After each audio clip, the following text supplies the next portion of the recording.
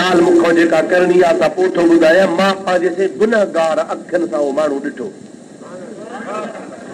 असांजो दोस्त हो खोड़नि जे शहर में, असां सां गॾु पढ़ंदो हो।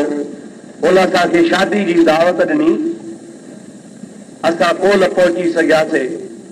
कुझु ॾींहंनि खां पोइ मां चयो दोस्त माण्हू आहे, गॾु पढ़िया आहियूं। चवंदो मुड़िस 50 रुपए खां भॼी वियो। पोइ विस्पति खे मुबारक बि ॾेई अचां, माज़रत बि कयां, माफ़ कजोसीं, न पहुची सघियुसि। हुनजो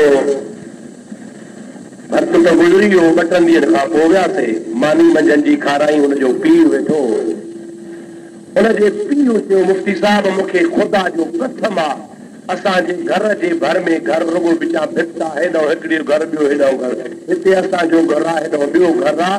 हिकिड़ो शख़्स हो असांजो पाड़ेसरी हो, चई मूं पंहिंजे अखियुनि ॾिठी ॻाल्हि आहे, मुंहिंजी न बल्कि पूरे खोड़नि जो शहर शाहिद आहे त उहो निभागो शुरू में अहले सुन्नत जमात जो हो।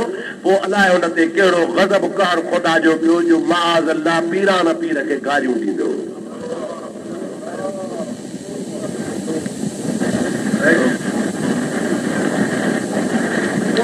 बीमार थी पियो, पाड़े जे करे मां हुनखे पुछण वियुसि।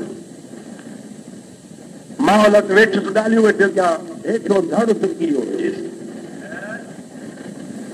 खट ते वेठो आहे, घणी माइटनि उते ख़ुशबू मखी, अतर मखिया, उते पाउडर छटिया, पर तोबा जाके हंगे जाके मुटे बदबू साड़े पई, वेही न पियो सघां। मजबूर वेठुसि, 2-3 मिंट गुज़रिया, चई मूंखे पारो कयो, बुख लॻी आहे, मानी ॾियो।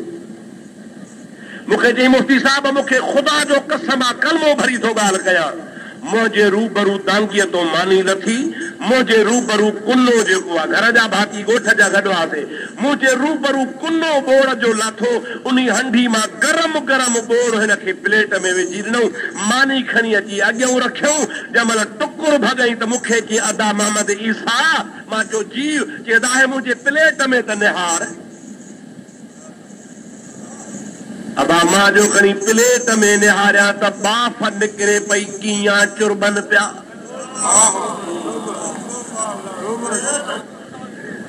ओड़ में कीअं चुरबन पिया। मां चयो मां अड़े हे छा आहे? चइसे मूंसां इहा रोज़ नाका, इन हंडीअ मां सॼो घर खाए थो। गोश्त आहे त गोश्त खाइनि था, मच्छी आहे त मच्छी खाइनि था, सब्ज़ी आहे त सब्ज़ी खाइनि